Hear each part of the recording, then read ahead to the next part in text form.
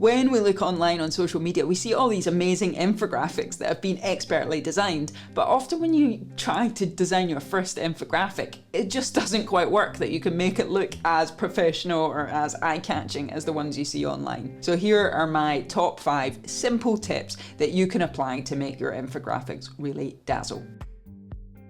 Tip 1, know your key message. This is core for the infographic. What is it you're trying to say and who are you trying to say it to? The worst infographics are just flooded with information. You're not sure if it's for you, if it's for another audience, and there's so much there that it's hard to know what the takeaway is. Before you start, what is the underlying goal of creating your infographic? What key message are you trying to convey to your audience? Because that needs to be your focus of everything you do when you create your infographic. Tip 2.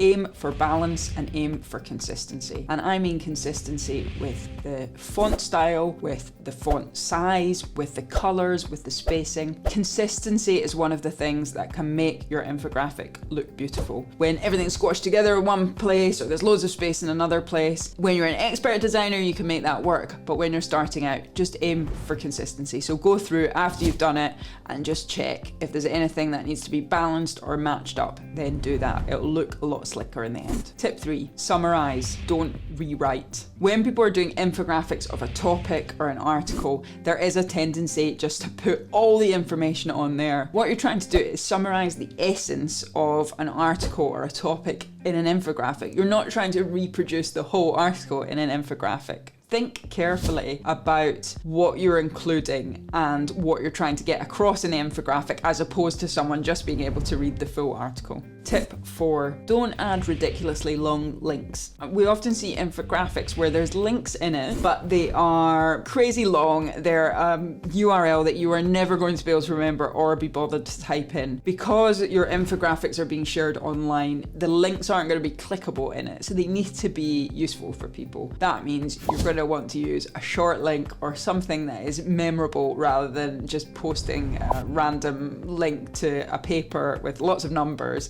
that no one is going to be able to look up. So you can use many short link creators to create an easy link that you can then put into your infographic. It makes it more accessible for people. It means that the information you're providing is actually useful and that people are more likely to go on and read more and follow up the references that you mention. And point 5, ruthlessly edit. Editing is the biggest thing that will improve your infographics. When I see first drafts of infographics, they almost always need to be completely pared down. And that's because every single word in your infographic, it needs to have a purpose. That is what makes a good infographic, is not adding all the extra fluff that you might sometimes find in articles. You want the core point, you want the core message. So think of every word, every image. Does it need to be there and why? If you can cut it out, then do. It doesn't need to be in the infographic. Your best infographic is going to get across your key message in the least words possible and using images that enhance that, not just add for the sake of adding images,